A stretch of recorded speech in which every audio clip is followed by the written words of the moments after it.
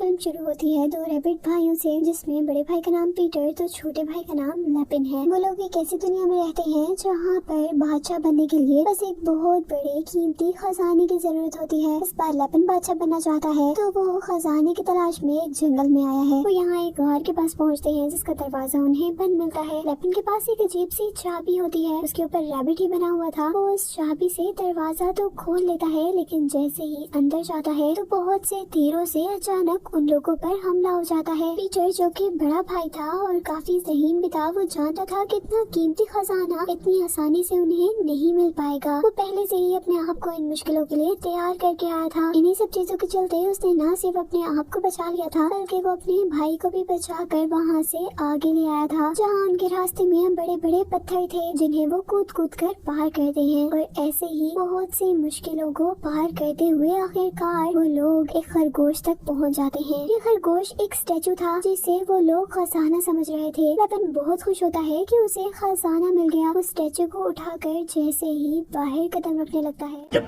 Nobody's going to be laughing at my ear anymore. तो statue रेत की तरह उसके हाथ से टूटकर फिसल जाता है। स्टैचू के टूटते ही वो जगह भी टूटने लगी थी। पीटर जल्दी से अपने भाई को बचाकर दोबारा उन्हीं मुश्किल रास्तों से बाहर ले आया था, जिन रास्तों से होते हुए वो लोग पहले इस गार के अंदर इस खरगोश तक आए थे। लेकिन अपने भाई से बहुत नाराज था। वो उस पर गुस्सा करता है कि इतनी मुश्किल से तो हम यहाँ तक पहुँचे थे, आप मुझे क्यों बाहर ले आए? अभी तो हमें खजाना भी नहीं मिला था, मुझे बादशाह बनना है, मैं कैसे बनूंगा? इन्हीं बातों के दौरान उन्हें एक बच्चे के रोने की आवाज आती है। वो लोग वहाँ पर एक अजीब बच्चे को देखते हैं जिसका ऊपर वाला जिस्म तो पूरा खरगोश के जैसा था, लेकिन उसके पाँव बिल्कुल एक चिकन जैसे थे। पीटर उसे अपने साथ रखने का फैसला करता है, लेकिन लैपिन उसे मना करता है। लेकिन पीटर उसकी बात कहाँ सुनने वाला था। उसे तो ये बच्चा इतना क्यूट लग रहा था कि वो तो इसे साथ लेकर जाने पर तुल गया था। वो उस बच्चे का नाम चिकन हेयर रखकर उसे अपनी दुनिया में ले जाते हैं। वक्त गुजरते साथ साथ दोनों को एक दूसरे से बहुत प्यार हो जाता है। चिकन हेयर पीटर को डैड कहकर बुलाता है और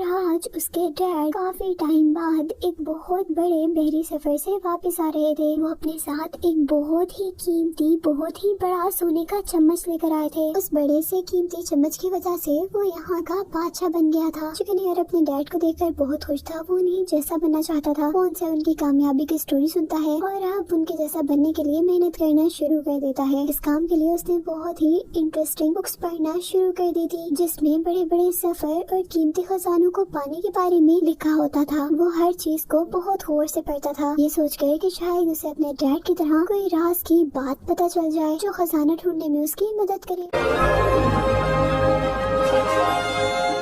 आज उनकी दुनिया में एक रेस थी, एक ऐसी रेस जिसे जीतने वाले को बहुत ज्यादा पैसे और एक ऐसे सफर पर भेजा जाना था जिस सफर पर जाकर वो कीमती खजाना ढूंढ के ला सकते और यहाँ का बादशाह बन जाते। सभी इस रेस को देखने आए हुए थे और यहाँ पर चिकन हेयर के दोस्त उसका मजाक उड़ाते हैं उसके अलग पाँव होने की वजह से। वो बहुत ज्यादा दुखी हो जाता है। उसके सारे दोस्त हमेशा यही करते थे। वो अब अपने घर जाकर कमरे में बंद हो जाता है, बहुत रोता है और किसी के भी कहने पर दरवाजा नहीं खोलता। उसे आज सोच लिया था कि कैसे भी कर वो अपने दोस्तों जैसा ही लगेगा और इस काम के लिए वो ऐसे जूते बनाता है जो हूबहू एक रैबिट यानी खरगोश के पाँव जैसे थे, जिसे पहनने पर वो भी अब बाकी लोगों जैसा दिखने लग गया था।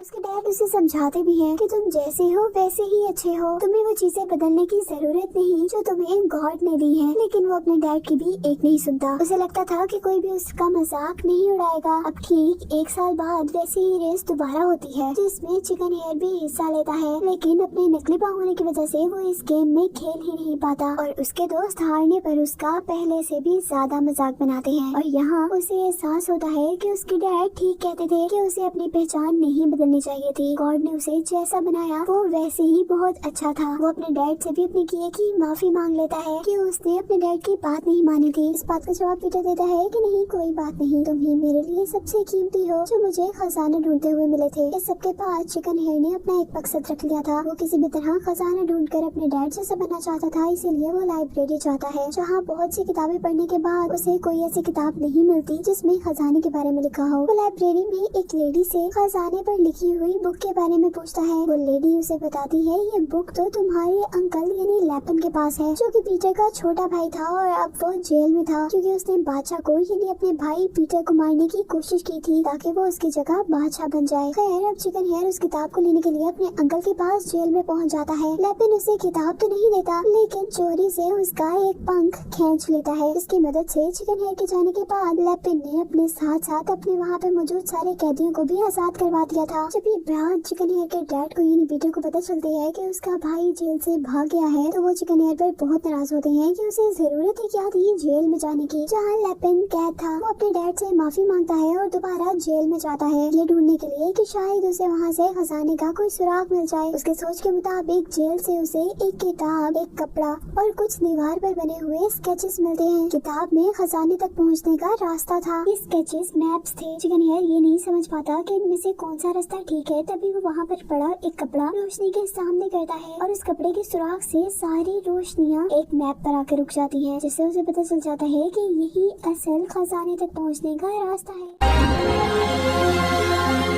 दूसरी तरफ अब लैपिन भी जो जेल से भाग चुका था वो भी खजाने की तलाश में निकल चुका क्योंकि अब उसके पास हर चीज थी। वो वक्त जाया किए बगैर खजाने तक पहुंचना चाहता था। चिकन हेयर भी ये जानता था कि लैपिन खजाना हासिल कर जरूर यहाँ का बादशाह बन जाएगा और उसके डैड यानी पीटर को नुकसान पहुंचाएगा। इसलिए वो लैपिन से पहले खजाने तक पहुँचने का डिसाइड करता है। चिकन हेयर जो अपने साथियों के साथ खजाने की तलाश में निकला था, एक शहर में पहुँचने पर उसे एक ऐसे दोस्त की जरूरत थी जो उसे वहाँ के तमाम रास्तों के बारे में बता सके। वहाँ एक गुलहरी और एक रैट होता है जो उनकी हेल्प कर सकता। यहाँ पर चिकन हेयर चूज करने में गलती कर दे। वो रैट को अपना दोस्त बना लेता है ताकि वो उनके साथ रहे, लेकिन असल में रैट लैपिन के साथ मिला हुआ था। वो उनसे खजाने का मैप छीन लेता है और उन सबको एक गुरीले के पास ले जाता है जिसे लैपिन ने इन सारे लोगों को उससे दूर रखने का काम दिया था। अब गुरीला चिकन हेयर को मारने वाला था कि तभी वहाँ पर गुलहरी आ जाती और वो हवा में घूमकर एक जोरदार टांग गुरीले को मारती है, जिससे वो नीचे गिर जाता है और उसे ऐसी बुरी तरह चोट लगती है कि वो दोबारा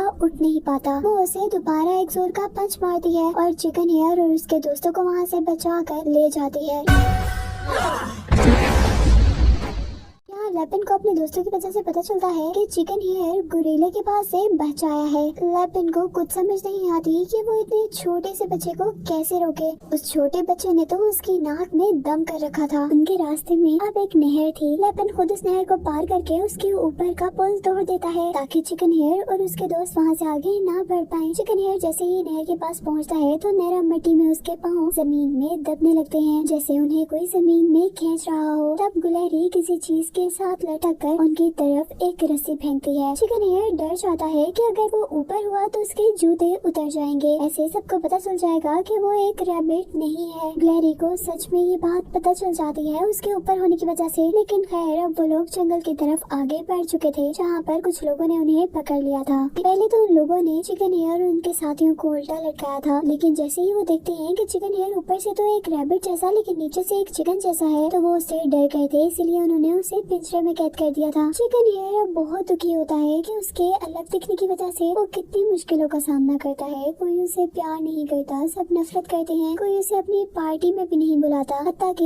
यहाँ पर भी उसे अपने पाँव की वजह से और ज्यादा मुश्किल में फंसना पड़ गया। क्लेरी यहाँ उसे अपनी बातों से हिम्मत देती है और वो भी एक नई उम्मीद के साथ अपना पंख तोड़ता है और इस पिंजरे का लॉक खोलता है। ऐसा करते ही वो लोग एकदम से आजाद हो गए थे। वो वहाँ से बाहर भाग ही रहे थे तो उन्हें एक आदमी देख लेता है और इस तरह सारे उठकर उन्हें घेर लेते हैं, लेकिन पकड़ नहीं पाते क्योंकि ये सब लोग उन्हें चकमा देकर आगे भाग चुके थे। भागते भागते मुसीबत कम नहीं हुई थी। वो लोग एक ऐसी जगह पर पहुंच चुके थे जहां आगे खाई थी। उनमें से एक तो खाई में गिर जाता है, लेकिन बाकी दरख्त को पकड़ लेते हैं और इस जगह उन्हें जो उम्मीद मिलती है वो पहाड़ देखकर जो बिल्कुल मैप में बना हुआ। सब लोग उस पर चढ़ने लगते हैं, लेकिन लैपिन उन सबको वहाँ देख लेता है। लैपिन यहाँ पर पहले ही पहुँच चुका था खजाने की तलाश में, लेकिन वो इन सबको इस खजाने से और अपने आप से दूर रखने के लिए उनकी तरफ एक बम फेंकता है ताकि वो सारे इस बम में आकर मर जाएं। यहाँ क्योंकि वो लोग दूर थे इसलिए लैपिन के बम फेंकने से उन्हें तो कुछ नहीं हुआ था, लेकिन लैपिन खुद ही अपने जाल में फंस गया था क्योंकि बम के गिरने से बहुत सारी उस पहाड़ की बर्फ इकट्ठी हो गई थी जिसके नीचे लैपिन दब चुका था। अब चिकन हेयर और उसके साथ ही एक गार तक पहुँच गए थे जिससे आगे जाने का रास्ता उन्हें बंद मिला था। वहीं दीवारों पर बहुत सी तस्वीरें बनी हुई थी। चिकन हेयर बहुत ही समझदारी से इन तस्वीरों हीरो पर हाथ लगाता है। उसे यहाँ पर एक बटन मिला था जिसे दबाने पर उस जगह का दरवाजा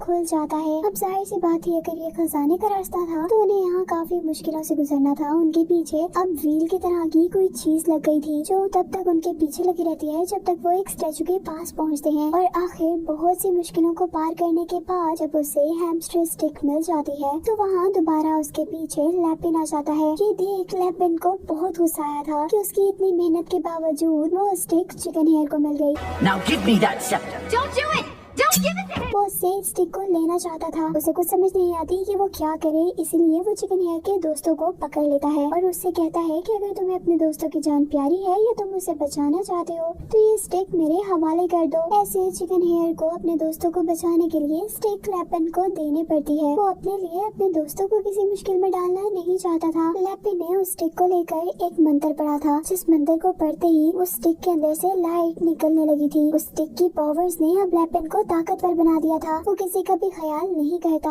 और खुद वहाँ से बाहर निकल जाता है। ऐसे ही चिकन हेयर और उसके दोस्त यहीं पर रह जाते हैं, जबकि दूसरी तरफ हमें पीटर को दिखाया जाता है। यानी चिकन हेयर के डैड को वो एक बादशाह भी थे और अब अपने बेटे का लेटर पढ़ रहे थे जो चिकन हेयर अपने जाने से पहले अपने डैड के पास छोड़ कर गया था। इसमें उसने लिखा था कि वो डार्क हैमस्टर को ढूंढने जा रहा है, यानी खजाने को ढूंढने जा रहा है। जहाँ जब वो लोग काफी परेशान थे तो गुलैरी उसे ये कहती है कि तुम बहुत स्पेशल हो चिकन हेयर, क्योंकि आज तक जो खजाना कोई नहीं ढूंढ पाया वो तुमने ढूंढ निकाला है। उसकी बातों से उसे और हौसला आता है और तब चिकन हेयर को याद आता है कि उसके तो पैर भी हैं, वो तो उड़ भी सकता है, तो उसे परेशान होने की क्या जरूरत थी। बस अब उसे लैपिन की परेशानी थी। वो उसे रोककर अपनी स्टिक वापस लेना चाहता था, लेकिन इतनी तेजी से वो आगे कैसे बढ़ सकते थे। और तभी उनका एक दोस्त कछुआ उन्हें एक राज की बात बताता है। वो कहता है कि मैं अपने शेल के बगैर भी चल सकता हूँ।